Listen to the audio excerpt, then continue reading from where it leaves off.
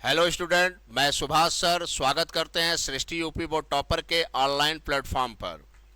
हम लोग केमिस्ट्री में क्लास 11th का पहला चैप्टर पढ़ेंगे, जिसमें हमारा चैप्टर है रसायन विज्ञान की कुछ मूलभूत अवधारणाएं। इस चैप्टर को शुरू करने से पहले हम आपको जानकारी दे दें कि 11th में अगर आप इस चैप्टर को अच्छे से पढ़ लिए तो समझ लीजिए कि आपके केमिस्ट्री का बेस क्लियर हो गया। यह चैप्टर केमिस्ट्री के बेस को बताता है, और ये चैप्टर अगर कोई नहीं पढ़ा है तो केमिस्ट्री में आगे चल के बहुत परेशान होगा वो, क्योंकि ये इतना इम्पोर्टेंट चैप्टर है कि इसको पढ़ना बहुत ही ज़रूरी है। ये समझ लीजिए केमिस्ट्री का बेस है पूरा ये। इस चैप्टर में पहली हमारी हेडिंग होगी, जो कि सबसे इम्पोर्टेंट हेडिंग है। कुछ लोगों को फिजिकल केमिस्ट्री से बड़ा दिक्कत होता है, क्योंकि उसमें न्यूमेरिकल ज़्यादा होते हैं। तो जो लोग ये चैप्टर पढ़े नहीं होते हैं अच्छे से, उन्हीं का फिजिकल केमिस्ट्री डाउन होता है। इसलिए जो पहली हेडिंग हम पढ़ाएंगे वो हेडिंग आपको आना बहुत ज़रूरी है, जो कि बहुत आसान है। कक्षा 9 में पढ़ाया जाता है उसको। मैंने बोला ना, ये बेसिक चीज़ है, ये 9 से रिलेटेड है। अब चूंकि 9 से रिलेटेड है, 11th में दिया है, तो उसको तो पढ़ाना ही पड़ेगा। तो हमारी पहली हेडिंग होगी, ध्यान दीजिएगा, पहली हेडिंग होगी हमारी अणुभार।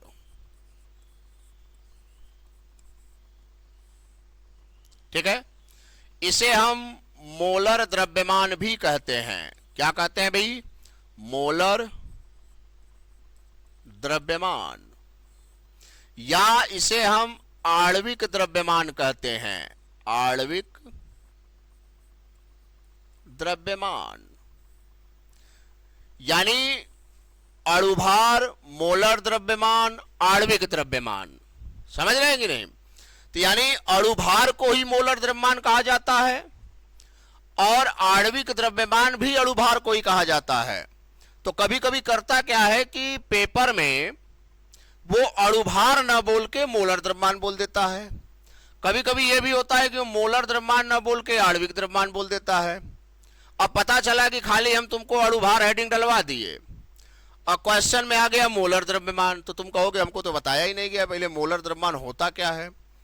तो चाहे वो अणुभार बोले, चाहे मोलर द्रव्यमान बोले, चाहे आणविक द्रव्यमान बोले, तीनों का मतलब एक ही होता है। और केमिस्ट्री अगर आप पढ़ रहे हैं तो आपको ये अणुभार निकालने आना चाहिए। हर कंपाउंड का अपना अणुभार होता है, जिसको हम मोलर मास कहते हैं। और मोलर मास निकालने का एक तरीका होता है। मोलर मास वही लोग निकाल सकते हैं जिनको हर एटम का या हर एलिमेंट का एटॉमिक मास मालूम हो। एटॉमिक मास का मतलब परमाणु द्रव्यमान। जैसे आपको मालूम है ना, एक एग्जांपल देते, सोडियम। सोडियम का जो एटॉमिक नंबर होता है वो 11 होता है, जिसको हम परमाणु क्रमांक कहते हैं। क्या कहते हैं भाई? परमाणु क्रमांक। लेकिन इसका जो एटॉमिक मास होता है, परमाणु भार, वो 23 होता है।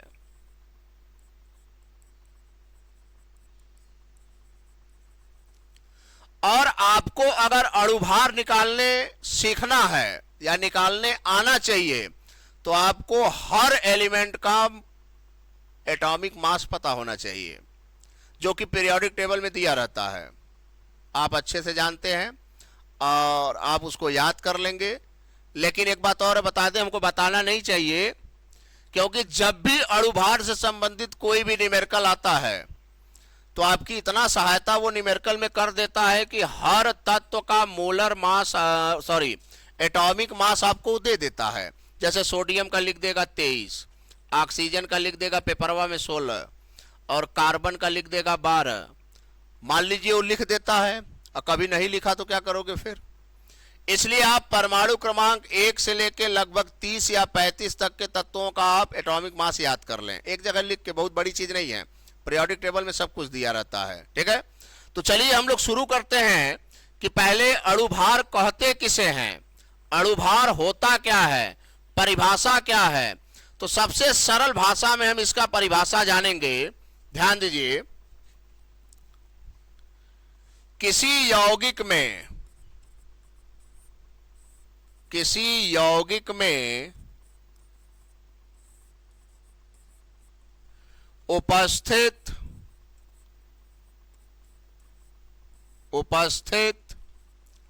तत्वों के परमाणु भारों के योगफल को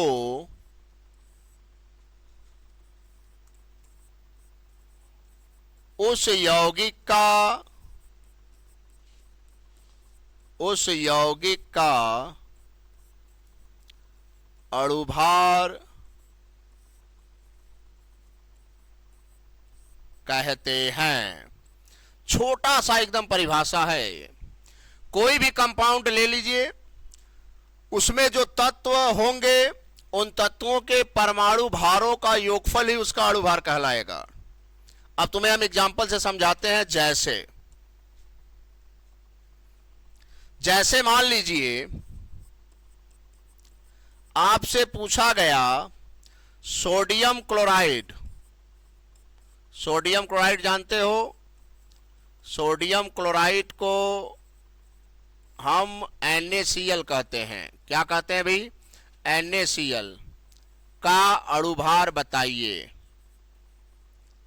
का अणुभार बताइए। ठीक है, तो सोडियम क्लोराइड एक कंपाउंड है हमारा। अच्छा, आपके हेल्प के लिए सोडियम का परमाणु भार 23 और क्लोरीन का परमाणु भार 35.5 वो दे दिया है। तो आप निकालेंगे कैसे? ध्यान दीजिए, सॉल्व करते हैं। क्या दिया है कंपाउंड हमें? NaCl। अब NaCl में दो ही एलिमेंट है, एक सोडियम है और एक क्लोरीन है। अब सोडियम का परमाणु भार हमें मालूम है 23, क्लोरीन का मालूम है 35.5। तो क्या कह रहा है परिभाषा? उनके परमाणु भारों के योगफल को ही तो अणुभार कहते हैं। तो बस आप इनका परमाणु भार लिख के जोड़ दीजिए। सोडियम का 23 और प्लस 35.5 कितना आ गया जी? 58.5। यानी जो ये 58.5 आया है, ये क्या है? NaCl का मोलर मास है, जिसको हम अणुभार, मोलर द्रव्यमान या आणविक द्रव्यमान कहेंगे। ठीक है, तो ये तो चलिए सीधा साधा था, एकदम आसान था। और एक बात और जान लीजिए, जो लोग आर्मी की तैयारी करते हैं, जिसमें ग्रुप डी, हम GD की बात करेंगे। आर्मी में क्लर्क, GD और टेक्निकल। तो टेक्निकल जो भर्ती आती है 10+2 पे आती है, GD 10th पास पे आती है। तो GD के पेपर में एक क्वेश्चन जरूर आता है जिसमें वो मोलर मास पूछता है केवल। जिसमें अगला एग्जाम्पल जो हम आपको बताने जा रहे हैं, ये GD में कई बार पूछा है। H2SO4 का मोलर द्रव्यमान होगा। 4 ऑप्शन आपको दे देगा। ठीक है, चलिए हम 4 ऑप्शन भी लिख देते हैं, A, B, C, D। 49, 98, 85, 90। लगभग हर पेपर में ही पूछता है। या हो सकता है आप पेपर देने जाए तो ये बदल दे, सल्फ्यूरिक अम्ल की जगह पे कोई और दे दे, लेकिन आप तरीका बस जानिए। अच्छा ये बताइए, ये जो सल्फ्यूरिक अम्ल है किन किन एलिमेंट से बना है? हाइड्रोजन, सल्फर और ऑक्सीजन। तो तुमको इनका एटॉमिक मास चाहिए, परमाणु भार। तो चूंकि भाई वनडे एग्जाम में तो नहीं देता है भाई, वनडे एग्जाम में परमाणु भार नहीं देगा, लेकिन हाँ ये गारंटी है कि बोर्ड के पेपर में जरूर देता है, क्योंकि भाई वहां नौकरी का सवाल है, यहां तो वैसे ही पास हो जाते हो तुम लोग। ठीक है, तो यहां पे हाइड्रोजन का परमाणु भार 1, सल्फर का 32, ऑक्सीजन का 16 ये होता है। ये चीजें आपको याद होनी चाहिए। तो निकालेंगे कैसे? बहुत आसान है, बस परिभाषा याद रखिए। जिन जिन तत्वों से वो यौगिक मिलकर बना है उनके परमाणु भारों को लिख के बस जोड़ दीजिए। तो चलिए जोड़ते हैं, सॉल्व करते हैं। क्या दिया है जी? H2SO4 दिया है। तो देखिए हाइड्रोजन का परमाणु भार कितना है? 1। लेकिन समस्या इस बात की है कि केवल एक हाइड्रोजन का 1 होता है, यहां तो 2 हाइड्रोजन दिया है, तो हम 2 का इसमें मल्टीप्लाई कर देंगे, फिर तुरंत प्लस लगाएंगे। अब तुम कहोगे सर इधर तो कहीं मल्टीप्लाई आप किए ही नहीं।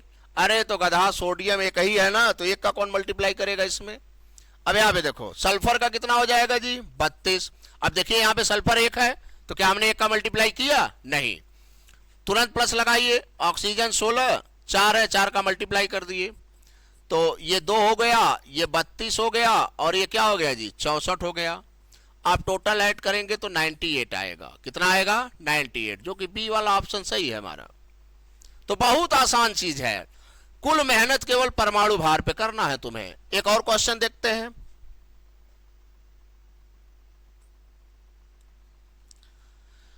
अगला जो क्वेश्चन है, ध्यान दीजिए, ग्लूकोज का नाम सुने होंगे आप। ग्लूकोज C6H12O6 का मोलर द्रव्यमान, ठीक है। अब हमें ग्लूकोज का मोलर द्रव्यमान निकालना है, तो ग्लूकोज किससे बना है? कार्बन, हाइड्रोजन और ऑक्सीजन से। तो चलिए भाई हम परमाणु भार लिख देते हैं, कार्बन 12, हाइड्रोजन 1, ऑक्सीजन 16। तो चलिए शुरू करते हैं, कैसे निकालना है। अब तो आप तरीका जान ही गए हैं भाई, तो ध्यान दीजिए। क्या दिया है? C6H12O6। तो कार्बन का कितना जी? 12। कैटे कार्बन है? 6। तो हम इसमें 6 का क्या कर देंगे? मल्टीप्लाई। हाइड्रोजन 1 गुणे 12, ऑक्सीजन 16 गुणे 6। तो 12 छंग 72, 12 और 16 छका 96, ठीक है। टोटल आप करेंगे तो 180 आएगा। क्या आएगा? 180। समझ रहे हैं कि नहीं? ठीक है। एक तो इस टाइप का क्वेश्चन आता है, लेकिन अगर क्वेश्चन आपका ऐसा आ जाए, ध्यान दीजिए, यदि आपका क्वेश्चन ऐसा दे दे, कैल्शियम नाइट्रेट का मोलर द्रव्यमान होगा, एक ये दे दे। अगला क्वेश्चन,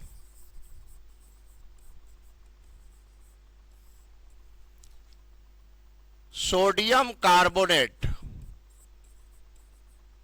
सोडियम कार्बोनेट डेकाहाइड्रेट, आपको मालूम है हम धावन सोडा की बात कर रहे हैं, Na2CO3 इंटू 10H2O का मोलर द्रव्यमान होगा। तो देखिए एकदम आसानी से लग जाएगा। कैल्शियम नाइट्रेट दिया है ना जी, कैल्शियम का परमाणु भार 40, नाइट्रोजन का 14, ऑक्सीजन का 16। करना कुछ नहीं है, ध्यान दीजिए, सॉल्व करते हैं। तो कैल्शियम नाइट्रेट है NO3 का होल ट्वाइस, तो कैल्शियम का कितना हो जाएगा जी? 40 प्लस नाइट्रोजन 14 प्लस 16 गुणे 3। अरे ऑक्सीजन 3 तो है ना, तो 16 गुणे 3 होगा। यहाँ ट्वाइस का मतलब है कि सब में मल्टीप्लाई होगा इसका, तो यानी यहां पे हो गया 40, ये हुआ 14 और 48 का ट्वाइस हो गया, यानी 40 प्लस 8 4 12 हुआ, और 4 1 5 1 6 हुआ। फिर क्या हो गया भाई? ट्वाइस। अब 2 का मल्टीप्लाई हो जाएगा, 40 प्लस ये 4 और 2 छके 12, टोटल कर दीजिए भाई 4, ये हो गया 4 2 6 1, 164, ठीक है। अच्छा, सोडियम कार्बोनेट डेकाहाइड्रेट, तो आपको मालूम है कि सोडियम का कितना होता है? 23, कार्बन का भी आप जान ही गए 12, ऑक्सीजन का 16 और हाइड्रोजन का 1। आप बार बार लिखेंगे ना तो आपको खुद ही याद हो जाएगा। क्या दिया है भाई? Na2CO3 into 10H2O। तो देखिए सोडियम का क्या? 23 गुणे 2, कार्बन 12, ऑक्सीजन 16 गुणे 3, तुरंत प्लस लगाएंगे। एक चीज ध्यान रखेंगे, जब भी किसी कंपाउंड में जल का अणु जुड़ा होगा तो जल के आगे जो नंबर होगा उसका उसमें मल्टीप्लाई हो जाएगा। तो जैसे यहां पे 10 लिखा है ना, 10 गुणे जल का अणु बाहर निकालोगे 18 आएगा, आप निकाल के चेक कर लेना। तो यानी जल के आगे जो नंबर लिखा होगा उसका मल्टीप्लाई होगा, कुल मिला जुला के कहने का ये मतलब है। तो ये हो गया आपका 23 दूना 46, 12 48 और ये हो गया 180। ऐड करिए भाई, 8 2 10, 6 16, ठीक है, 4 1 5, 5 4 9 1 10 और 180, ठीक है। तो जोड़िए भाई, 6 हो गया, 8 हो गया और 2 हो गया। तो देखिए अणु भार निकालना बहुत ही आसान है। तो आपको समझ में आ गया होगा कि कैसे अणु भार निकाला जाता है, ठीक है। तो आपको हर हाल में अणु भार निकालने आना चाहिए, ठीक। अगर इतना आप कर लेते हैं तो आगे की हेडिंगें आपको बेटर समझ में आएंगी। बाकी चीजें हम लोग नेक्स्ट क्लास में देखेंगे।